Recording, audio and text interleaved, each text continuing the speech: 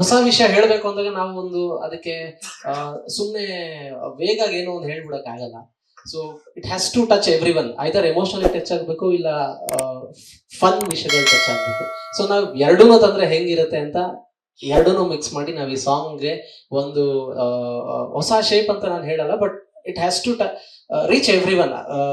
ಇವತ್ತಿನ ಕಾಲೇಜ್ ಹುಡುಗರು ಕೇಳಿದ್ರೆ ಅವ್ರಿಗೂ ಒಂದಷ್ಟು ವರ್ಡ್ಸ್ ಗಳು ಇರಬೇಕು. ಅಂಡ್ ಫಿಲಾಸಫಿ ಪಾರ್ಟ್ಗಳು ನನಗೆ ಯಾವಾಗಲೂ ಸಾಂಗ್ ಬರೀತೇನೆ, ಅದ್ರಲ್ಲಿ ಒಂದೇನೋ ಒಂದು ಅಂಡರ್ಲೈನ್ ಫಿಲಾಸಫಿ ನಾನು ಹೇಳಬೇಕು ಅಂತ ನನಗಿಷ್ಟ. ಸೊ ಎಲ್ಲ ಸೇರಿ ನಾವು ಲೈಫ್ ಯಾಕೋ ಖಾಲಿ ಖಾಲಿ ಅಂತ ಶುರು ಮಾಡ್ತೀವಿ. ಆಕ್ಚುಲಿ ಈ ಲೈನ್ ಬಗ್ಗೆ ಕೇಳಬೇಕು. ಫಿಲಾಸಫಿ ಜೊತೆಗೆ ಸ್ವಲ್ಪ ಮಾಸಿ ಇದೆ ಎಲಿಮೆಂಟ್ ಇದು. ಕಾಲು ಇಳಿದಪ್ಪ ಲೋಕ ನಾವು ಚೂರು ಯಾಮಾರ್ದ್ರು ದೋಕ. ಇದನ್ನ ಹೇಗೆ ಅನಿಸಿ ಈ ಲೈನ್ ಬಗ್ಗೆ ಏನಾದ್ರು ಹೇಳೋದಿದ್ರೆ? ಅಂದ್ರೆ ನನ್ಗೆ ಏನಂದ್ರೆ ಈಗ ನಾವು ಸೋಷಿಯಲ್ ಮೀಡಿಯಾ ನೋಡೋದಾದ್ರೆ ವಾಟ್ ಎವರ್ ದ ಕಂಟೆಂಟ್ ಎಲ್ಲದಕ್ಕೂ ಒಂದಷ್ಟು ಕಮೆಂಟ್ಸ್ ಅಂತ ನಾವೇನ್ ಕರಿತೀವಿ, ಒಂದಷ್ಟು ಏನೋ ನೆಗೆಟಿವ್ ಬರುತ್ತೆ, ಒಂದಷ್ಟು ಯಾರೋ ಪಾಸಿಟಿವ್ ಆಗಿ ಹೇಳ್ತಾರೆ. ಸೊ ಈ ಲಾಗರ್ಸ್ ಕೂಡ ಇವತ್ತಿನ ದಿನದ ವಿಕಿಪೀಡಿಯಾ ಅವರೇ. ಅದಕ್ಕೆ ನಾನು ವಿಕಿಪೀಡಿಯಾ ಅಂತ ಹೇಳ್ಬೇಕು ಅಂತ ಅನ್ಸ. ಯಾಕಂದ್ರೆ ನಮ್ದು ಇವಾಗ ಒಂದು ಹೊಸ ಜಾಗಕ್ಕೆ ಮೊದಲು ನಾವು ಹೋಗ್ತಾ ಇದೀವಿ ಅಂತಂದ್ರೆ ನಾವು ಯಾರ್ಯಾರನೋ ಕೇಳ್ಕೊಂಡು ಎಲ್ಲೆಲ್ಲೋ ಮ್ಯಾಪ್ ರೆಫರೆನ್ಸ್ ಇಟ್ಕೊಂಡು ಹೋಗ್ತಾ ಇದ್ವಿ. ಬಟ್ ಈಗ ನಾವು ಅವ್ರದ್ದು ಒಂದು 4-5 ರೀಲ್ ನೋಡ್ಬಿಟ್ರೆ ಸಾಕು, ನಮ್ಗೆ ಇನ್ನೇನು ಬೇಡ. They will educate us. ಎಲ್ಲ ದೇಶದ ಇರ್ಬೋದು, ಇಲ್ಲ ನಮ್ಮ ಸ್ಟೇಟ್ ಕೆಲವು ಪ್ಲೇಸ್ಗಳಿರ್ಬೋದು, ಅದೆಲ್ಲದ್ರ ಬಗ್ಗೆ ಇನ್ಫಾರ್ಮೇಶನ್ ಅವ್ರು ಪ್ರೊವೈಡ್ ಮಾಡ್ತಾ ಇದ್ದಾರೆ. ಸೊ ಅದೊಂದೇ ವಿಷಯ ಅಲ್ಲ, ನಾವು ಇವಾಗ ಆಟೋ ರಿಲೇಟೆಡ್ ವಿಷಯ ಬೇಕು ಅಂದ್ರೆ ನಮ್ಗೆ ಅವ್ರ ಹತ್ರ ಅವೈಲೇಬಲ್ ಇರುತ್ತೆ. ಸ್ಟಾಕ್ಸ್ ಬಗ್ಗೆ ಬೇಕು ಅಂದ್ರೆ ಅವ್ರ ಹತ್ರ ಅವೈಲೇಬಲ್ ಇರುತ್ತೆ.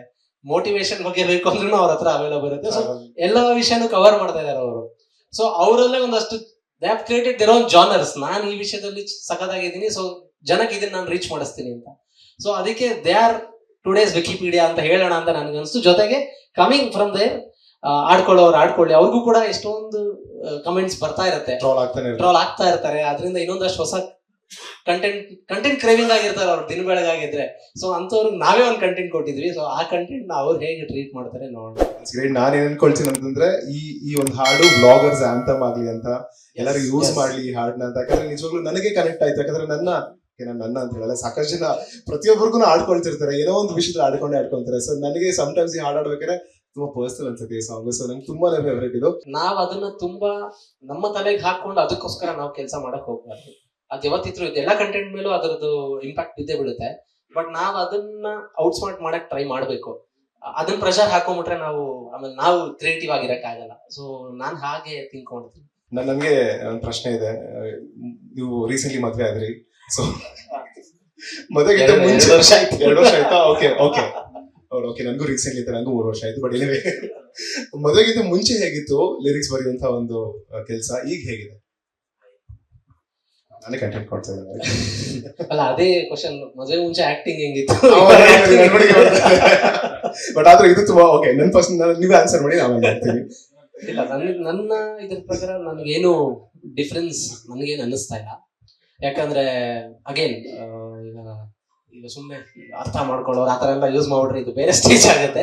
ಬಟ್ ದ ಥಿಂಗ್ ಇಸ್, ನನಗೇನು ಡಿಫ್ರೆನ್ಸ್ ಅನ್ನಿಸ್ತವೆ. Because even she enjoys my work. When that is there we both enjoy. ಅಂದ್ರೆ ಅವ್ರ ವರ್ಕ್ ನಾನು ರೆಸ್ಪೆಕ್ಟ್ ಮಾಡ್ತೀನಿ, ನನ್ನ ವರ್ಕ್ ಅವ್ರು ರೆಸ್ಪೆಕ್ಟ್ ಮಾಡ್ತಾರೆ. So when that is there ಏನು ಡಿಫ್ರೆನ್ಸ್ ಅನ್ಸಲ್ಲ. ಸೇಮ್ ಆನ್ಸರ್ ನಂದು ಅದೇನಾ. ಬಟ್ ಸೀರಿಯಸ್ಲಿ ಅದ್ಭುತವಾದ ಕೆಲಸ ಮಾಡ್ತಾ ಇದ್ರೆ ಇಂಡಸ್ಟ್ರಿಯಲ್ಲಿ. ನಿಮ್ಗೆ ತುಂಬಾನೇ ಒಳ್ಳೇದಾಗ್ಲಿ. ಹಾಗೆ ನಮ್ಮ ತಂಡ ಜೊತೆ ನೀವು ಸೇರ್ಕೊಂಡಿದ್ದು, ಭಾಗಿಯಾಗಿದ್ದು ನಮ್ಮೆಲ್ಲರ ಭಾಗ್ಯ ಅಂತಾನೆ ಹೇಳ್ತೀನಿ. And thank you so much. Looking forward. ಇನ್ನೇನು ಅತಿ ಶೀಘ್ರದಲ್ಲಿ ರಿಲೀಸ್ ಕೂಡ ಅನೌನ್ಸ್ ಮಾಡ್ತೀವಿ. ಅದನ್ನ ಡೈರೆಕ್ಟರ್ ಸರ್ ಮಾತಾಡ್ತಾರೆ. ಅಂಡ್ ನಿಮ್ಮ ಒಂದು ಪ್ರೆಸೆನ್ಸ್ ತುಂಬಾನೇ ಮ್ಯಾಟರ್ ಆಯ್ತು. Thank you so much Nagarjuna ಅವರೇ. Thanks a lot. ಲೇಟೆಸ್ಟ್ ಹಾಗೂ ಇಂಟ್ರೆಸ್ಟಿಂಗ್ ಸುದ್ದಿಗಳಿಗಾಗಿ ಬಾಸ್ ಟಿವಿ ಕನ್ನಡ ಚಾನೆಲ್ನ ಸಬ್ಸ್ಕ್ರೈಬ್ ಮಾಡಿ. ಹಾಗೆಯೇ ಬೆಲ್ ಐಕಾನ್ ಪ್ರೆಸ್ ಮಾಡಿ. ಇದರ ಜೊತೆಗೆ ಫೇಸ್ಬುಕ್, ಇನ್ಸ್ಟಾಗ್ರಾಮ್, ಎಕ್ಸ್ ನಲ್ಲೂ ಮಿಸ್ ಮಾಡದೆ ಫಾಲೋ ಮಾಡಿ.